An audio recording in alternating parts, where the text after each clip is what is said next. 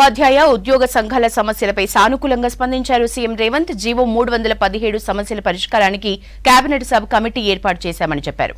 2008 DSC B Ed అభ్యర్థుల ఉద్యోగాలపై 12న జరిగే కేబినెట్లో నిర్ణయం తీసుకుంటామని తెలిపారు.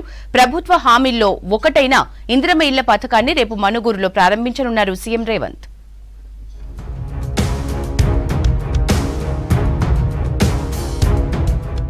సీఎం రేవంత్ రెడ్డి ఎంసీఆర్ హెచ్ఆర్డీలో ఉపాధ్యాయ ఉద్యోగ సంఘాల నేతలతో భేటీ అయ్యారు. DA 317 జీవో సవరణపై ఉద్యోగ సంఘాల నేతలతో చర్చించారు. గత కొంతకాలంగా జీవో 317 రద్దు చేయాలని ఉద్యోగ సంఘాలు డిమాండ్ చేస్తున్నాయి. కానీ గత బీఆర్ఎస్ సర్కార్ ఉద్యోగుల డిమాండ్ పట్టించుకోలేదు. ప్రస్తుత సమావేశంలో మంత్రి శ్రీధర్ బాబు, కోదండరాం, టీచర్ ఎమ్మెల్సీలు, పలు సంఘాల నేతలు పాల్గొన్నారు.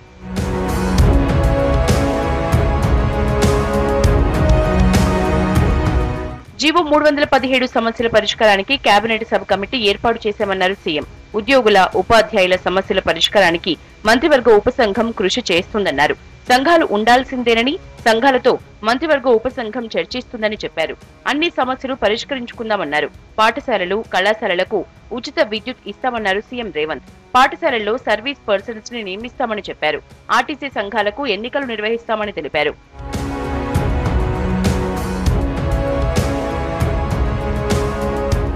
రెగ్యులర్ పోస్టులో రిటైర్డ్ ఉద్యోగుల్ని తొలగించి ప్రమోషన్స్ కి ఆటంకం లేకుండా చూస్తామన్నారు సీఎం రేవంత్.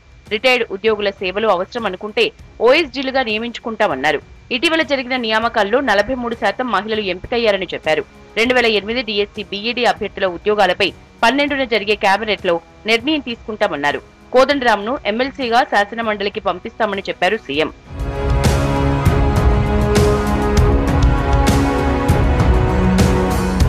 రేపటి నుంచి యాదగిరిగుట్ట లక్ష్మీ నరసింహస్వామి వార్షిక బ్రహ్మోత్సవాలు ప్రారంభం కానున్నాయి. 21 వరకు 11 రోజులు జరిగే బ్రహ్మోత్సవాల కోసం అన్ని ఏర్పాట్లు పూర్తి చేశారు అధికారులు.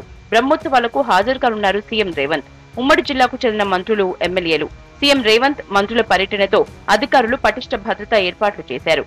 ఉదయం 8 నుంచి 11 గంటల వరకు భక్తులకు దర్శన అనుమతి లేదన్నారు ఆలయ ఈవో. సీఎం వచ్చిపోయే వరకు కొండపైకి ఎటువంటి వాహనాలకు అనుమతి లేదన్నారు. మరోవైపు సీఎం రాక సందర్భంగా గుట్టపై ఏర్పాట్లు పరిశీలించారు ఆలేరు ఎమ్మెల్యే, ప్రభుత్వ విప్ బీర్ల ఐలయ్య. తెలంగాణ గౌరవ ముఖ్యమంత్రి రేవంత్ రెడ్డి గారు, రాష్ట్ర మంత్రులు కూడా సుమారు 6 వచ్చి బ్రహ్మోత్సవాలను ప్రారంభించి రేపటి నుంచి 20 తారీఖు వరకు కూడా స్వామివారి బ్రహ్మోత్సవాలు అంగరంగ వైభవంగా జరుగుతాయి. మొదటగా తెలంగాణ ముఖ్యమంత్రి అయిన తర్వాత రేవంత్ రెడ్డి గారు స్వామివారి దర్శనం చేసుకుని ఈ ప్రాంతంలో ఉన్నటువంటి సమస్యలను కూడా పరిశీలించి మొన్ననే ఒక అర్ధగంట సమయం ఇచ్చి కూడా యాదాద్రిని యాదగిరిగుట్ట చేస్తా, యాదగిరిగుట్టకు మళ్ళీ పూర్వం తెస్తా, అన్ని విధాల గుట్టకు సహకరిస్తా అని చెప్పి మాటిచ్చి 10 రోజులనే మళ్ళీ ఇలా గుట్ట దర్శనానికి వచ్చి ఇలా గుట్టను బ్రహ్మోత్సవాలను ప్రారంభించడం చాలా సంతోషం. కాంగ్రెస్ ఇచ్చిన 6 గ్యారంటీలో భాగంగా రేపు ఇందిరమ్మ ఇళ్ల పథకాన్ని ప్రారంభించనున్నారు సీఎం రేవంత్. భద్రాద్రి కొత్తగూడెం జిల్లా మనుగూరు ప్రజావేదిక సభలో ఇందిరమ్మ ఇళ్ల పథకాన్ని ప్రకటించనున్నారు. సభకు సీఎం సహా మంత్రులు హాజరు కానున్నారు. సీఎం సభ కోసం భారీ ఏర్పాట్లు చేస్తున్నారు కాంగ్రెస్ నేతలు. గత ప్రభుత్వం సాగునీటి ప్రాజెక్టులను నిర్లక్ష్యం చేసిందన్నారు మంత్రి కోమటిరెడ్డి వెంకటరెడ్డి. ఎస్ఎల్బీసీ ప్రాజెక్టుకి 3000 కోట్లు కేటాయిస్తే ఇప్పటికే పూర్తయ్యేదన్నారు. బీఆర్ఎస్ పాలనలో విద్యా వ్యవస్థ అస్తవ్యస్తం అయిందన్నారు మంత్రులు. కాంగ్రెస్ సర్కార్ 3 నెలల్లో 31,000 ఉద్యోగాలు ఇచ్చిందని చెప్పారు.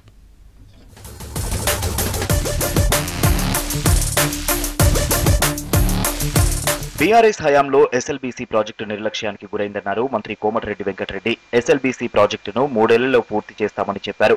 కాళేశ్వరం ప్రాజెక్టును 1,00,000 కోట్లతో నిర్మించి ప్రజాధనాన్ని వృధా చేశారన్నారు కోమటిరెడ్డి. ఎస్ఎల్బీసీకి 3,000 కోట్లు ఇచ్చి ఉంటే ఇప్పటికే పూర్తయ్యేదన్నారు. దేవరకొండలో కాంగ్రెస్ నేతలతో కలిసి పలు అభివృద్ధి పనులు ప్రారంభించారు మంత్రి కోమటిరెడ్డి వెంకటరెడ్డి.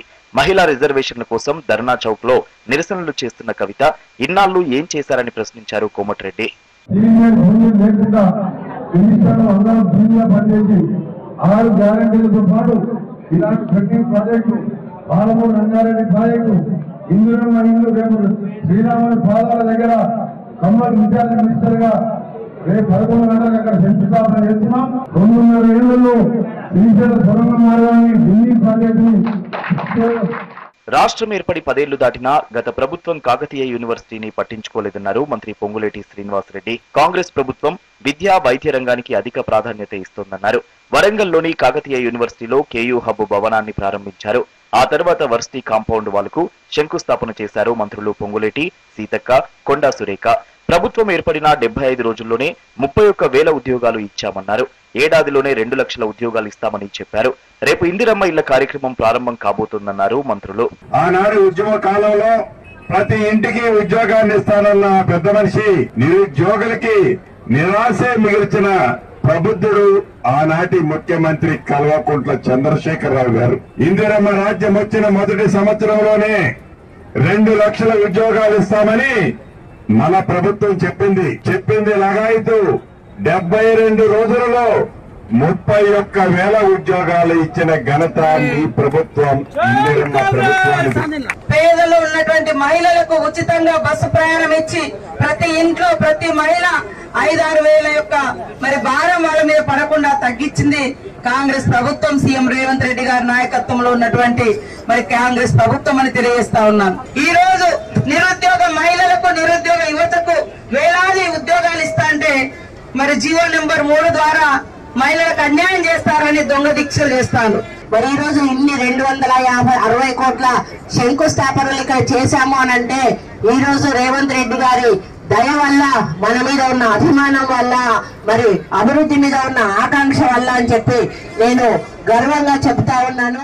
దేశానికి సుప్రీంకోర్టు మాజీ ప్రధాన న్యాయమూర్తి ఎన్వి రమణ చేసిన సేవలు మరవలేనన్నారు మంత్రి తుమ్మల నాగేశ్వరరావు. ఖమ్మంలో ఎన్వి రమణ ఆత్మీయ సమ్మేళనంలో పాల్గొన్నారు మంత్రి తుమ్మల. ఎన్నో క్లిష్టమైన సమస్యలకు రమణ పరిష్కారం చూపించారని కొనియాడారు. మన తెలుగువాడు సుప్రీంకోర్టు ప్రధాన న్యాయమూర్తిగా నిలబడటం మనందరికీ గర్వకారణం. ఎంపీలంటే వస్తుంటారు, పోతుంటారు, ఆడతోటి పెద్ద ఇది లేకపోయినా శాశ్వతమైనటువంటి కీర్తి తెలుగువాడికి కోకా సుబ్బారావు గారి తర్వాత రమణ గారికి దక్కటం మన జాతి గౌరవం అని చెప్పి మీకు ఈ సందర్భంగా మనం చేస్తున్నాం. ఆయన ఆ జాతికి తగ్గట్టుగానే ఆ పదవికి వన్నె తెచ్చారు. ఆటలతో ఆరోగ్యం, మానసిక ప్రశాంతత దొరుకుతుందన్నారు రవాణా శాఖ మంత్రి పొన్నం ప్రభాకర్. సిద్దిపేట జిల్లా స్థాయి కబడ్డీ పోటీలను పోతారం గ్రామంలో కృష్ణ కబడ్డీ క్లబ్ ఆధ్వర్యంలో ప్రారంభించారు. క్రీడాకారులతో కలిసి కాసేపు సరదాగా కబడ్డీ ఆడారు మంత్రి పొన్నం ప్రభాకర్. శారీరకంగా, మానసికంగా, అదేవిధంగా భవిష్యత్తులో ఉద్యోగాలు పొందే ప్రాంగంగా చెప్తా ఉన్నారు మిత్రులంతా. ఈ ఊరు నుంచి ఆదర్శ క్రీడలు నిర్వహించడం వల్ల ఊర్లో అందరూ కూడా ఒక చైతన్యం ఉంది. పిల్లలంతా చాలా గట్టిగా కట్టుబడి ఉంటారు. మాటకు గేమ్స్ కూడా చాలా బాగా ఆడతారని చెప్పినారు. మెట్రోపాలిటన్ సిటీల్లో జరిగే హాఫ్ మారథాన్ ను సిద్దిపేట జిల్లా హుస్నాబాద్ లో నిర్వహించడం సంతోషంగా ఉందన్నారు మంత్రి పొన్నం ప్రభాకర్. పైకే రన్ లో ఓడిపోయిన వాళ్లు నిరాశ చెందకుండా మరోసారి ప్రయత్నించాలని సూచించారు.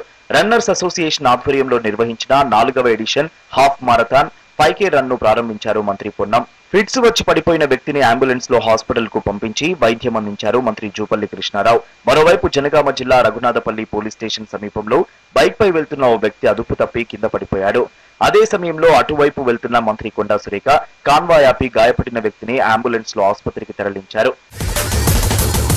ఫోన్ ట్యాపింగ్ కేసులో సస్పెండ్ అయిన మాజీ డీఎస్పీ ప్రణీత్ రావుపై కేసు నమోదైంది. పంజాగుట్ట పీఎస్లో ఎస్ఐబీ అడిషనల్ డీఎస్పీ ఫిర్యాదుతో ప్రణీత్ రావు సహా మరికొందరిపై నాన్ బెయిలబుల్ కేసులు నమోదయ్యాయి. ప్రణీత్ రావుపై ఐపీసీ 420, 427, 201, 120B సెక్షన్లతో పాటు పీడీపీపీ యాక్ట్, ఐటీ యాక్ట్ కింద కేసులు నమోదు చేశారు. ఎస్ఐబీ ఆఫీసులో హార్డ్ డిస్క్లతో పాటు కంప్యూటర్లను ప్రణీత్ రావు ధ్వంసం చేసినట్లు గుర్తించారు. ప్రత్యేకంగా 17 సిస్టమ్స్ ఏర్పాటు చేసుకుని సమాచారం సేకరించినట్లు దర్యాప్తు అధికారులు తెలిపారు. ఎలక్షన్ రిజల్ట్స్ తో సేకరించిన సమాచారాన్ని హార్డ్ డిస్క్ లోకి మార్చినట్లు తేల్చారు అధికారులు.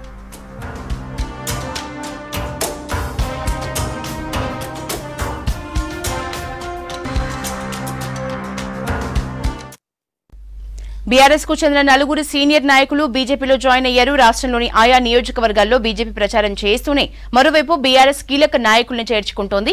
ఈ నెల 12న కేంద్ర హోంమంత్రి అమిత్ షా రాష్ట్రానికి రానున్నారు. ఈ నేపథ్యంలో ఏర్పాట్లపై బీజేపీ రాష్ట్ర కార్యాలయంలో పార్టీ నేతలతో సమావేశమయ్యారు స్టేట్ చీఫ్ కిషన్ రెడ్డి. మరోవైపు రాష్ట్ర ప్రభుత్వం 6 గ్యారంటీల్ని ఎప్పుడు అమలు చేస్తుందని ప్రశ్నించారు ఎంపీ బండి సంజయ్.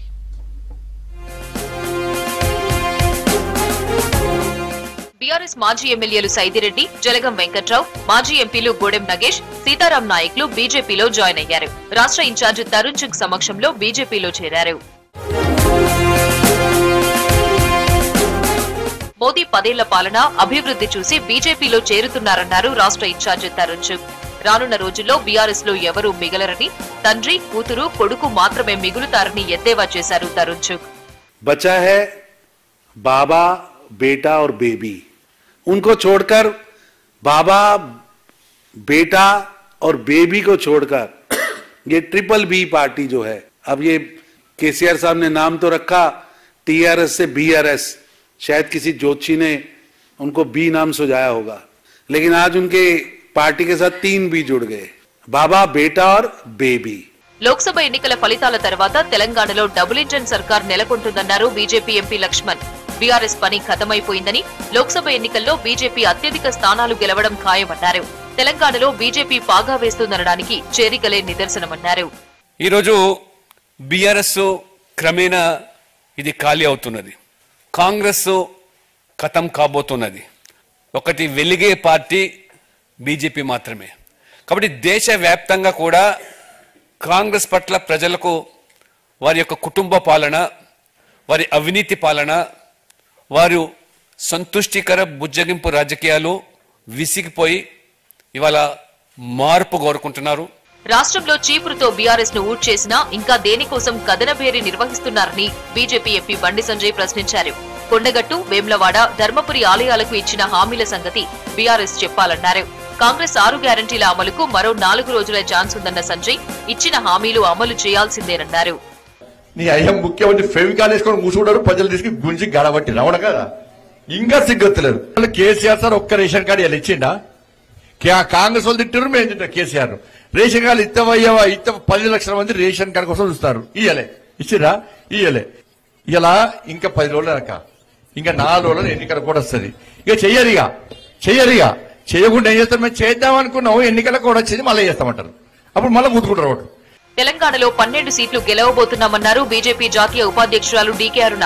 హైదరాబాద్ నాంపల్లి బీజేపీ రాష్ట్ర కార్యాలయంలో మహిళా మోర్చా కార్యవర్గ సమావేశం నిర్వహించారు.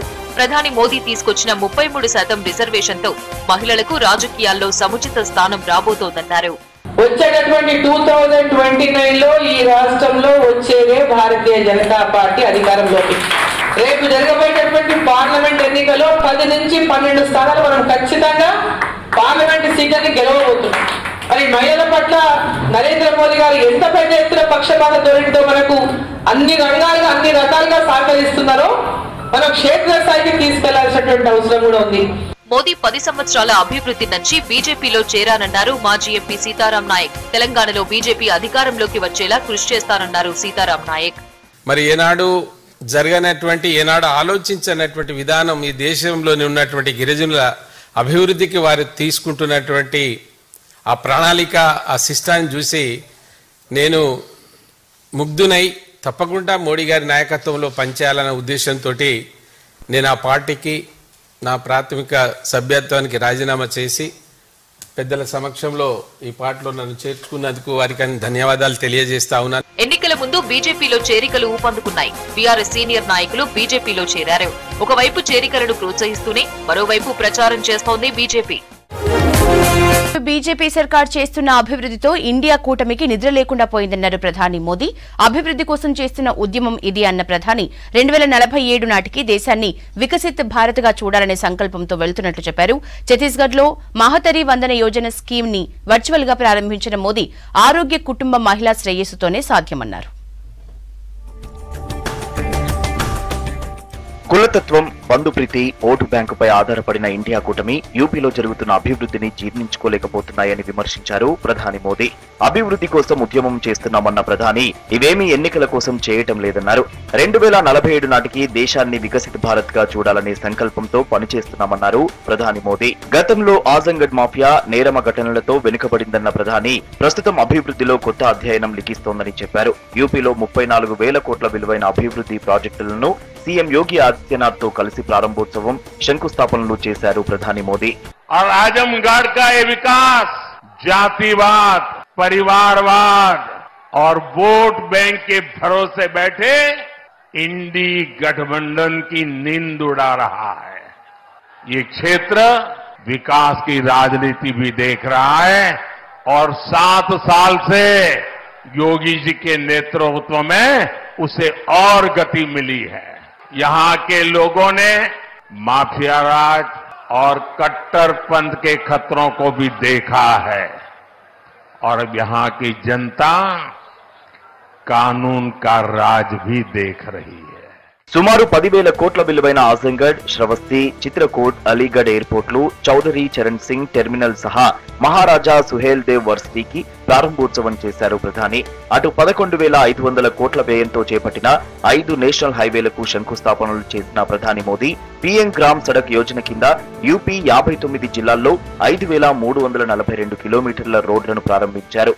अलीगढ़, मुरादाबाद, चित्रकूट और श्रावस्ती में जैसे नए एयरपोर्ट टर्मिनल्स मिले हैं, उन्हें कभी यूपी का छोटा और पिछड़ा शहर कहा जाता था। उनकी कोई पूछने वाला नहीं था। अब यहां भी हवाई सेवाएं शुरू हो रही हैं, क्योंकि इन शहरों में तेजी से विकास हो रहा है। यहां औद्योगिक गतिविधियों का विस्तार हो रहा है। ఆరోగ్యకర కుటుంబం మహిళా శ్రేయస్సుతోనే సాధ్యమన్నారు ప్రధాని మోదీ. మహిళా సాధికారతను ప్రోత్సహించేందుకు ఛత్తీస్గఢ్ లో మహాతరి వందన యోజన స్కీమ్ ను వర్చువల్ గా ప్రారంభించారు ప్రధాని మోదీ. సమ్మిళిత అభివృద్ధి ఎజెండాను ముందుకు నడిపించడంలో మహిళల ప్రయత్నాలపై విశ్వాసం వ్యక్తం చేసిన మోదీ నమో దీదీ కార్యక్రమం మహిళల జీవితాలను మారుస్తోందన్నారు. 21 ఏళ్లు నిండిన వివాహితులతో పాటు వితంతువులు, డైవర్స్ ఉమెన్స్ గాక ఒంటరి మహిళలకు సైతం ఈ స్కీమ్ నుంచి లబ్ధి చేకూరనుంది. छत्तीसगढ़ में 35,000 करोड़ रुपयों की परियोजनाओं का शिलान्यास और लोकार्पण किया था और आज मुझे नारी शक्ति को सशक्त बनाने वाली महतारी वंदन योजना को समर्पित करने का सौभाग्य मिला है. అటు ఢిల్లీ ఇందిరాగాంధీ ఇంటర్నేషనల్ ఎయిర్పోర్ట్ ను మరింత విస్తరించారు. సరికొత్త టెక్నాలజీతో ఆధునీకరించిన టెర్మినల్ 1 ను ప్రధాని మోదీ వర్చువల్ గా ప్రారంభించారు.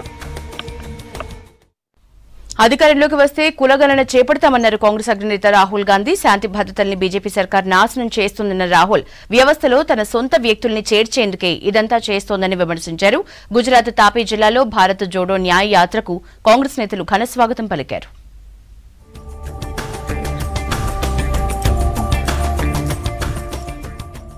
కాంగ్రెస్ అధికారంలోకి వస్తే పేపర్ల లీకేజీలపై కఠిన చట్టాలు తీసుకొస్తుందన్నారు ఆ పార్టీ అగ్రనేత రాహుల్ గాంధీ.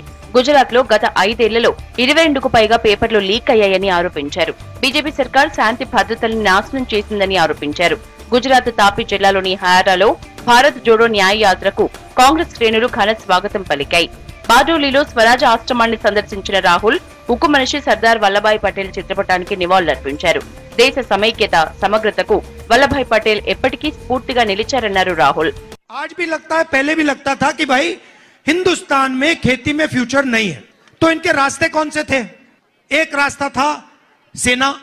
ये कहते थे, अपने बेटे से कहते थे, देखो जाके आर्मी में जाओ, पेंशन मिलेगी, इज्जत मिलेगी, रिस्पेक्ट मिलेगी और देश के लिए तुम जाके. अब कहते हैं, अब अगर ये अपने बेटे को आर्मी में भेजना चाहते हैं तो हिंदुस्तान की सरकार इनसे कहती है, देखो तुम्हारे बेटे को हम 4 साल के लिए रखेंगे, उसके बाद उसको उठा के बाहर फेंक देंगे. आप अग्निवीर हो, अगर शहीद हो गए तो तुम्हें शहीद का दर्जा भी नहीं मिलेगा.